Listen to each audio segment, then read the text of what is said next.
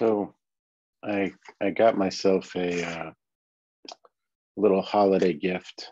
I got a some recorded lessons from one of my favorite jazz guitarists, Kurt Rosenwinkkel, and I started listening. And he's a pretty funny guy. And right at the beginning, he said something that I really liked that kind of got me thinking about things in a slightly different way, which was before he did anything, the focus of this particular class was on practice. And he said, we want to have a good time when we're practicing, or we want to practice in a good mood. And he said, essentially, he said the mood that you practice in is what you're going to feel like when you're playing, when you're actually playing or performing or whatever the big occasion is, if there is a big occasion. And I thought that was a great point, because I think I definitely agree that whatever we're bringing to our day-to-day practice of things, that state is what we're learning. And in the various exercises that we've done in terms of getting familiar with different states and kind of understanding the roadmap of how we get there, this is our way of practicing and learning the pathways to particular states or emotions that we want to experience from time to time. And I think it's especially important when you practice because, in my experience, it's so easy for practice to turn into sort of a rote exercise. And I think it's important to keep attentive and find ways of making whatever you're practicing interesting and engaging in some way. I know I just don't have the attention unless I do make it interesting. It's very hard for me to really pay attention and practice. And a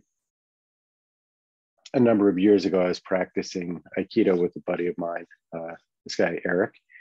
And the minute we started, he said, "Oh, so what are you working on today?"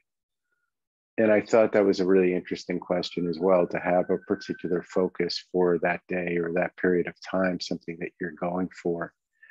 And for me, one of the things that keeps me engaged in all the things that I practice is just a curiosity of what's possible and the desire to see what it feels like to be able to do certain things.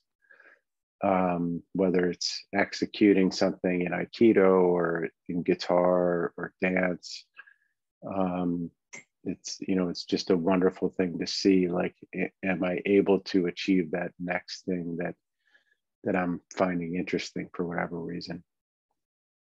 And we can really look at just about anything we're doing as a practice if we bring that quality of attention to it. I often joke that I make a great cup of coffee, at least for myself, but there's some truth to that. And it's because it is something that I attend to, and I might tweak the mix of coffee from time to time or the way I'm making it. But I'm always trying to perfect that. And also with cooking, I'm trying out new things to see what new dish might be really nice for me, and to see if I can get it to a level that's that I really like or appreciate. So I love this idea from Kurt of not just practicing whatever it is we're practicing, but noticing the state that we're in, the emotion that we're bringing to it, and reinforcing that from day to day.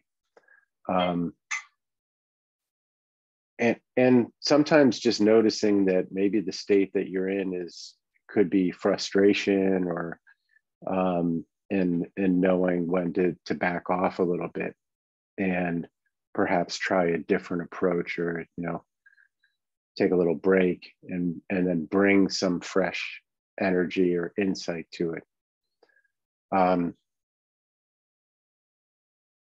For me, there's a great joy in finding new ways of practicing things.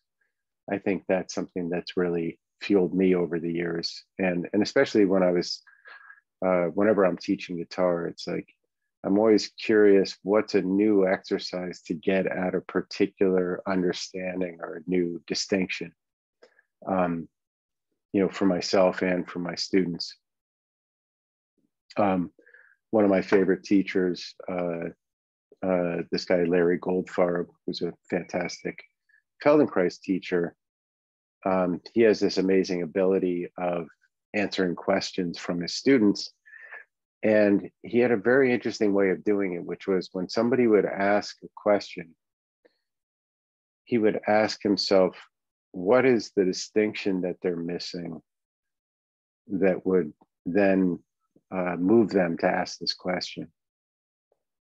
And then he would try to answer in such a way that they could begin to make that distinction for that next step for them. So I think that coupled that idea of like, what's your next step? What's your next distinction that you're trying to make, coupled with bringing whatever state you want to bring to your study, can be a really powerful combination for practicing.